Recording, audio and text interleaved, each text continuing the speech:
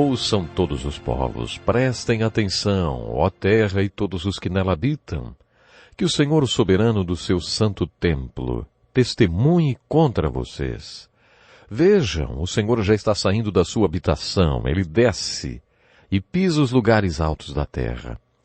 Debaixo deles os montes se derretem como cera diante do fogo, e os vales racham ao meio, como que rasgados pelas águas que descem velozes em costa abaixo. Tudo por causa da transgressão de Jacó, dos pecados da nação de Israel. Qual é a transgressão de Jacó? Acaso não é Samaria? Qual é o altar idólatra de Judá? Acaso não é Jerusalém? Por isso farei de Samaria um monte de entulho em campo aberto, um lugar para a plantação de vinhas. Atirarei as suas pedras no vale e porei a descoberto os seus alicerces. Seja bem-vindo a mais um programa Encontro com a Palavra. O propósito deste curso é estudar toda a Bíblia. No momento estamos estudando os profetas do Velho Testamento. O texto que você acabou de ouvir é o início do livro de Miqueias. Como já dissemos antes, todos os profetas foram grandes pregadores e Miqueias merece grande destaque. Cada profeta tinha o seu próprio estilo de pregação, por isso é interessante conhecer os diferentes estilos e familiarizar-se com eles. O livro de Miqueias começa com dados históricos. Dessa forma, fica-se sabendo que ele viveu e pregou durante os reinados de Jotão, Acás e Ezequias. Vários profetas exerceram seu ministério durante o reinado de Uzias. Aprendemos que Uzias, nos últimos 7 anos de seu reinado, reinou em regime de corregência com seu filho Jotão, em razão de ter ficado leproso. Ezequias foi um bom rei. Jotão foi razoável. Porém, Acás foi um rei ímpio. Esses dados referentes aos reinados do tempo de Miqueias nos permite concluir que ele viveu 100 anos antes do reino de Judá ser tomado cativo pelos babilônios. Pelas mesmas informações históricas, concluímos que o cativeiro de Israel pelos assírios aconteceu enquanto Miqueias era vivo, o que mostra ter sido ele contemporâneo de Isaías e Oséias. Por causa da iniquidade do rei Acás, houve uma terrível corrupção espiritual, moral e civil durante os dias de Miqueias. Esse profeta dirige sua pregação para a liderança da nação. A pregação dele se junta à de Ezequiel e de Jeremias, e há de tantos outros profetas que culpam os líderes da nação pela corrupção moral e espiritual do povo de Deus. Miqueias e Amós tinham personalidades semelhantes. Amós era catador de figos e pastor. Miqueias era o que se chamaria hoje de um rapaz do interior. As 10 tribos do reino do norte formaram o reino de Israel. As 2 do sul, Benjamim e Judá, formaram o reino de Judá. Todos os profetas, exceto Oséias e Amós, profetizaram para o reino do sul. Miqueias pregou para os 2 reinos. Ele foi chamado por Deus para pregar na capital do reino do norte, Samaria, e na capital do reino do sul, Jerusalém. É importante observar o padrão do trabalho de Deus. Às vezes Deus trabalha de forma estranha para nós, porque os seus caminhos não são os nossos caminhos. Deus usou poderosamente ministros como os irmãos Wesley, por exemplo, como George Whitefield, formados pela Universidade de Oxford, para trazer um reavivamento espiritual para a população bem simples da Inglaterra. Cerca de 100 anos depois, Deus usou poderosamente Dwight Moody, um simples vendedor de sapatos, sem qualquer instrução, para impactar a vida de milhares de americanos. Quando Moody começava a pregar, ouvia-se apenas um caipira qualquer que tinha acabado de vir da roça. Mas depois de alguns minutos, ninguém mais prestava atenção aos seus erros gramaticais. Ele falava com a unção do Espírito Santo. Moody teve um ministério dinâmico. Mesmo sendo um homem sem instrução, pregou nas universidades de Oxford e Cambridge, onde os alunos ficavam imóveis, ouvindo aquele homem simples falar. Se você estivesse no comando, talvez tivesse mandado Wesley para Oxford e Cambridge e Moody para o interior. Tenho certeza que é isso que eu faria, mas não foi assim que Deus fez. Paulo foi o único dos apóstolos com educação teológica. Ele tinha sido um rabino, fariseu dos fariseus. Ele se sentava aos pés de Gamaliel, o que significa que teve a melhor educação teológica daqueles tempos. Por acaso Deus mandou Paulo para pregar para os rabinos? Não. Deus o mandou para os gentios, para os pagãos, gente que não tinha nenhuma formação teológica. Quem foi que Deus mandou para pregar aos rabinos? Pescadores analfabetos como Pedro e seu irmão André, que não sabiam ler nem escrever. Os sócios de Pedro, Tiago e João, que também não sabiam ler, foram enviados ao Sinédrio. Os homens do Sinédrio se maravilhavam com o equilíbrio e coragem, a sabedoria daqueles homens sem instrução. Mas eles sabiam que aqueles homens simples tinham algo de diferente porque haviam estado com Jesus.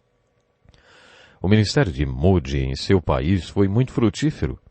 Quando ele foi para a Inglaterra, alguns acharam que lá sua pregação não alcançaria os ingleses tão instruídos como atingiu os caipiras americanos. Em suas cruzadas, Moody era acompanhado pelo cantor Ira Sankey. Moody se levantava, lia um texto da Bíblia e depois se sentava enquanto Sankey cantava. Depois Moody se levantava novamente e pregava. Era sempre assim. Na primeira noite de Moody na Inglaterra, ele leu o texto do filho pródigo em Lucas 15 e depois se sentou. A seguir, Sankey cantou naquela noite uma canção sua, sobre o pastor que deixou as 99 ovelhas e foi em busca de uma que tinha se perdido. O Espírito Santo visitou aquele lugar, e quando Moody se levantou e pregou sobre o filho pródigo, centenas de pessoas se converteram. Moody foi convidado para pregar por todo o Reino Unido, inclusive nas universidades de Oxford e Cambridge. É muito interessante estudar a história da igreja e observar como Deus fez e faz a sua obra. É empolgante ver que Deus chamou e comissionou Miqueias, um rapaz simples do interior, para pregar nas capitais dos reinos do norte e do sul. Você vai gostar muito de estudar os sermões desse moço do interior. O livro de Miqueias tem 7 capítulos e basicamente 3 sermões. Apesar de ter feito essas pregações nas capitais dos reinos do norte e do sul, seu primeiro sermão foi dirigido a todos os habitantes da terra. Nesse sermão, Miqueias está intrigado com o fato de que Deus iria impor um castigo a Samaria, a capital do reino do norte, e a Jerusalém, capital do reino do sul. Infelizmente, quando lemos esse sermão em nossa língua, podemos perder até algumas particularidades do original em hebraico.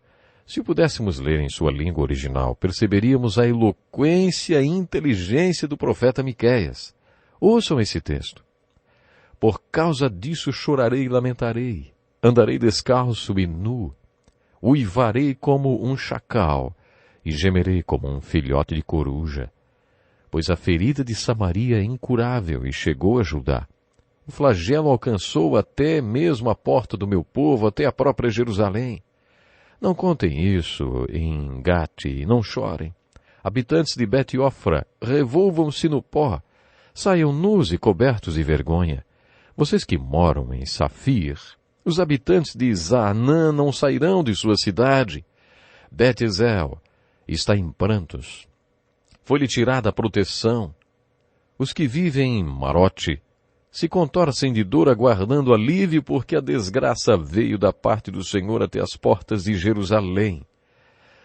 Se pudéssemos ler este sermão em hebraico, observaríamos que dos versículos 10 ao 14, Miqueias faz um trocadilho com as palavras. A palavra safir significa beleza em hebraico, e aqui a beleza contrasta com a vergonha do povo. Zaanã significa avançar, e contrasta-se com o medo dos habitantes de se aventurarem fora das portas da cidade. Bet-Ezel quer dizer fundamento que será derrubado por eles. O que Miqueias estava realmente pregando era: caiam no choro por causa da derrubada da cidade. Humilhem-se até o pó nas cinzas da cidade. Saiam sem roupas da cidade nua. Arreiem seus cavalos da cidade do cavalo. E vocês podem latir na cidade do cachorro. Como já destaquei antes, os profetas faziam uso de muita eloquência em suas pregações, que eram enriquecidas com muitas ilustrações. Não tenho dúvida que Miqueias impressionou com a sua primeira pregação. Eu vou resumir esse primeiro sermão de Miqueias, dirigido aos povos da terra. Miqueias afirmou que a intenção de Deus era ser glorificado através do seu povo. Através do seu povo, Deus queria mostrar a todo mundo como ele é. Afinal, para que Deus criou o homem, hein? Ele não criou o homem para ter comunhão com ele porque sentia-se muito só. Não. De acordo com as Escrituras, Deus criou o homem porque queria criaturas que fossem um reflexo da sua imagem e semelhança para toda a sua criação. Foi para isso que Deus criou o homem. A intenção de Deus era que o povo hebreu mostrasse ao mundo todo como era o seu Deus. Nos dias de Miqueias, aquele povo passava por um declínio moral e espiritual. Ele não estava sendo um reflexo da imagem de Deus. A mensagem de Miqueias para todos os povos era basicamente essa. A vontade orientadora de Deus para seu povo era que esse povo fosse um reflexo de sua imagem. No entanto, mesmo ele não sendo como Deus o planejou, Deus vai cumprir seu propósito através dele. Deus vai revelar-se ao mundo através dele. Deus vai punir seu povo diante de todo mundo. Quando Deus punir o seu povo, usará o mundo para fazê-lo. E quando Deus punir seu povo, mostrará ao mundo um reflexo de sua imagem e semelhança. O segundo sermão se inicia no capítulo 3, versículo 1, e vai até o versículo 15 do capítulo 5. Esse segundo sermão é também de grande importância nas profecias de Miqueias. Para entendermos melhor esse sermão, precisamos de um certo conhecimento da política da época, uma vez que esse sermão tem a ver com as atitudes do governo. Nele, Miqueias revela sua preocupação com a atuação das autoridades governamentais. Ele dirige seu sermão aos líderes políticos do povo de Deus, que seria para nós hoje o governador e o prefeito.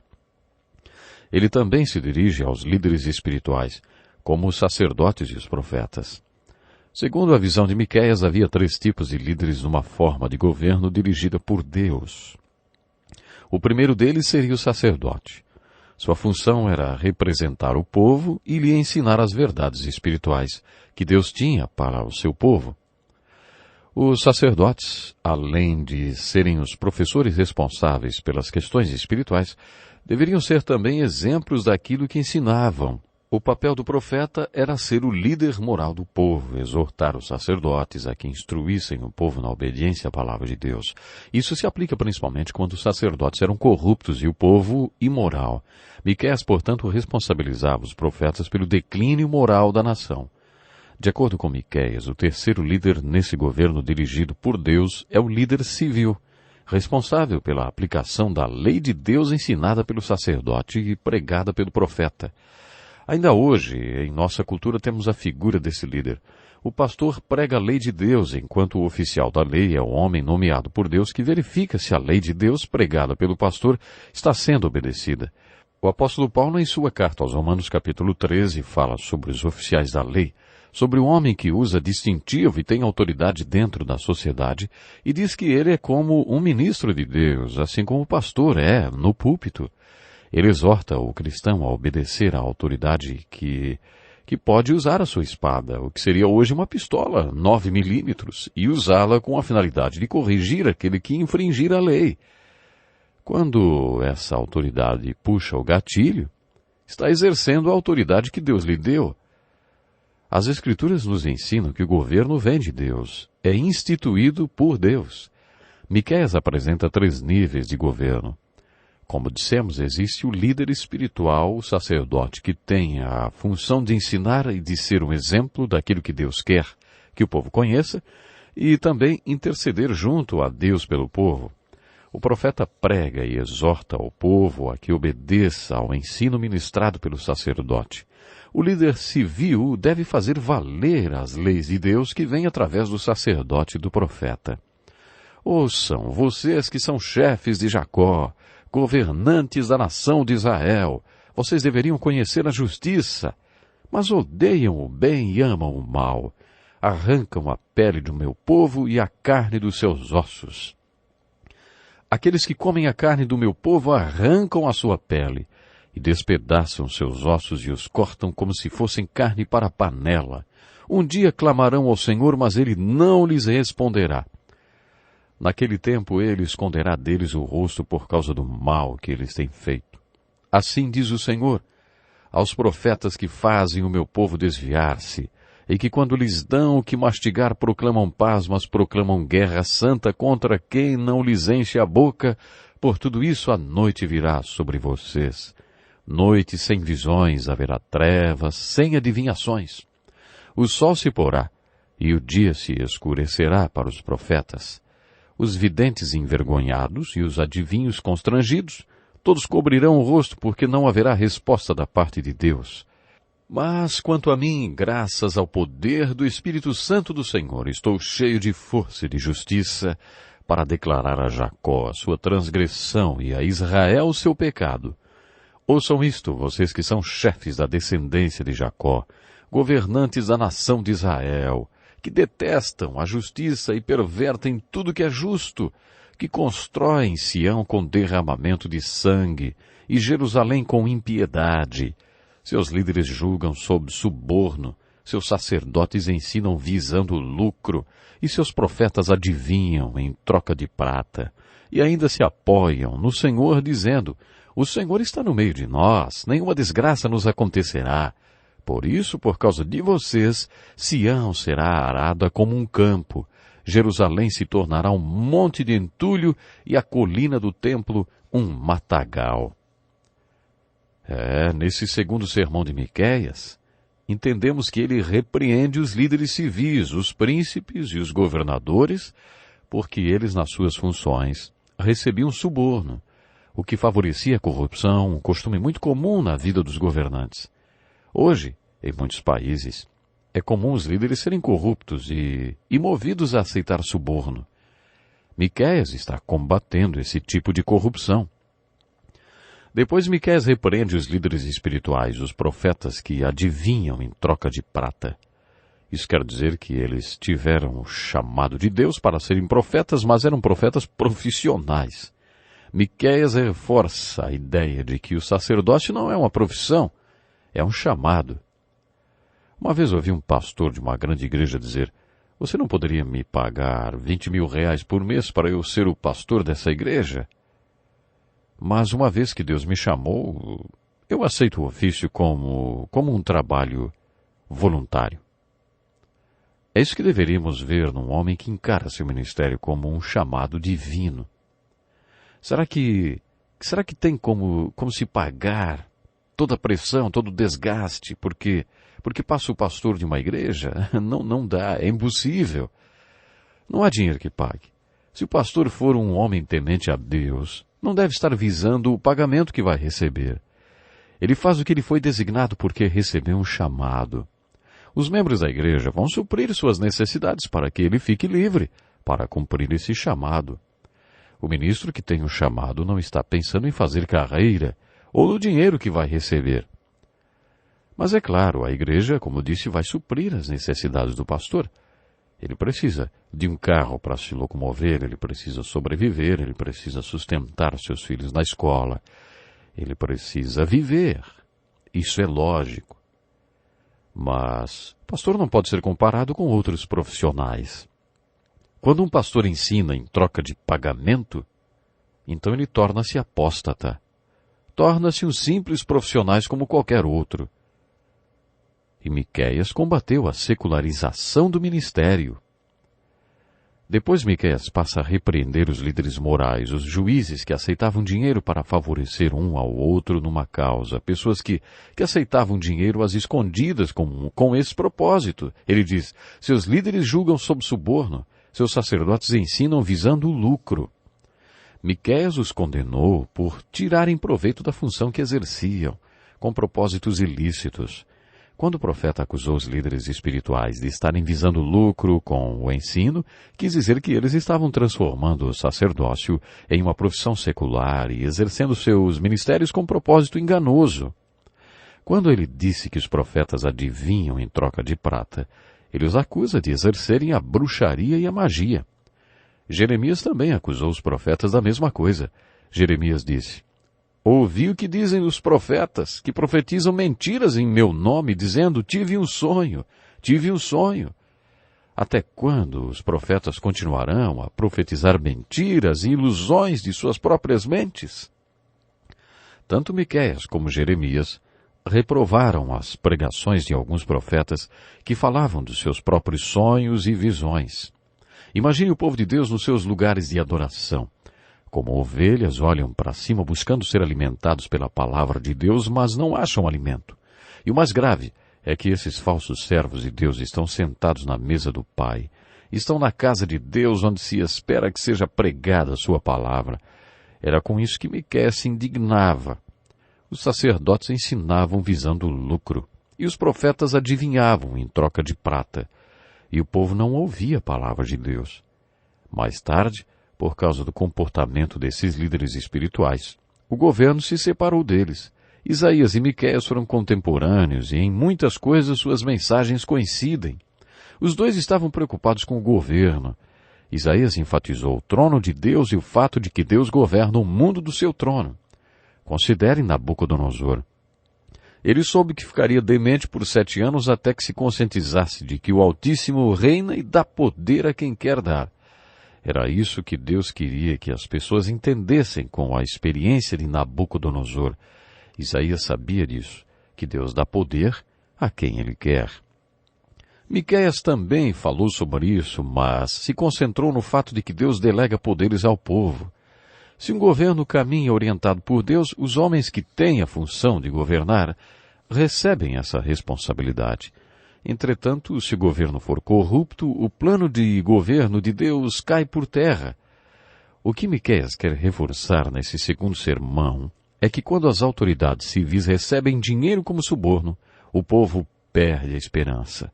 Quando os sacerdotes são corruptos e ensinam por dinheiro, o povo se torna apóstata, perde a perspectiva das coisas espirituais e torna-se espiritualmente fraco. Se o profeta não pregar a palavra de Deus, o povo torna-se corrupto moralmente e todo o sistema de governo se desintegra. O enfoque do segundo sermão de Miqueias está nos líderes do governo. Ele fala sobre governo que é orientado por Deus. Esse segundo sermão de Miqueias pode fazer de você um político ativo. Miqueias não compartilha do pensamento de alguns cristãos que dizem, não tenho nada a ver com política. Segundo Miqueias, as autoridades são instituídas por Deus e ele trabalha através delas. De acordo com o profeta, é uma preocupação para Deus quando os 3 níveis de governo não atuam conforme os seus planos. Com essa ênfase dada a uma forma de governo, ficamos preparados para a pregação profética do capítulo 5, a partir do versículo 2, onde Miqueias, assim como Daniel, fala do nascimento do Messias. E ele, inclusive, foi o único profeta que disse onde o Messias nasceria. Ele diz, mas tu, Belém Efrata, embora pequena entre os clãs de Judá, de ti virá para mim aquele que será o governante sobre Israel. Que coisa maravilhosa, não? Pena que o nosso tempo já está acabando hoje. Se prepare para estar conosco no próximo programa. Até lá.